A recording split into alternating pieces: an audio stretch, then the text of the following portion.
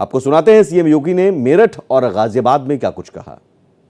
मैं भी 2009 से 14 तक और फिर 14 से लेकर के 17 तक देश की संसद में उस दौरान था जब राजेंद्र जी भी मेरठ से सांसद थे। और मैं अक्सर उनसे पूछता था कि राजेंद्र जी आप कब मेरठ जाते हैं, कब दिल्ली आते हैं, क्योंकि पता ही नहीं लगता है। संसद जैसे समाप्त हो आओ मेरठ आ गए और संसद शुरू होने तक फिर संसद में पहुंच गए। उस समय ये कनेक्टिविटी इतनी अच्छी नहीं थी 2009 में। 14 के पहले की कनेक्टिविटी और 14 के पहले के मेरठ और पश्चिमी उत्तर प्रदेश की जो तस्वीर थी वह आपके सामने है। और उन स्थितियों में राजेंद्र जी ने अपने योग्यतम प्रतिनिधि के रूप में, उत्तराधिकार के रूप में अरुण गोविल जी को आपके बीच में यहाँ पर दिया है।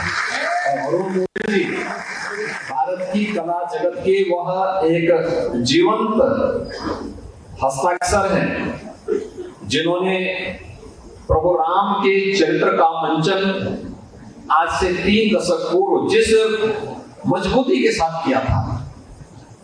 मैं देख रहा था उस समय तो लोकप्रिय था ही, लेकिन कोरोना में 4 साल पहले जब लॉकडाउन लगा था सबसे ज्यादा मांग हर परिवार से हुई थी कि रामायण से ज्यादा था।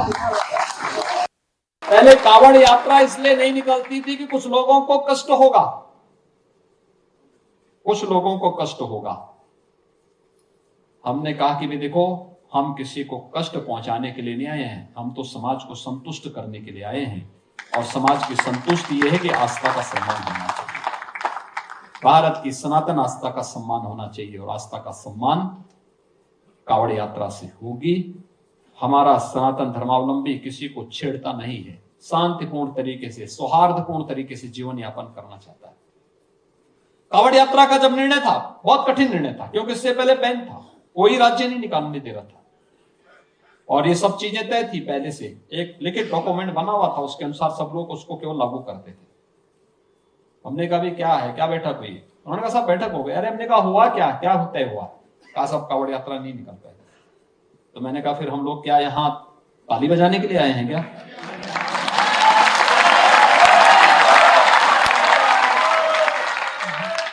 हम यहाँ भजन गाने के लिए नहीं आए हैं, भजन गाने के लिए हमारा मठ है। हमें जब गाना होगा मठ में जाएंगे।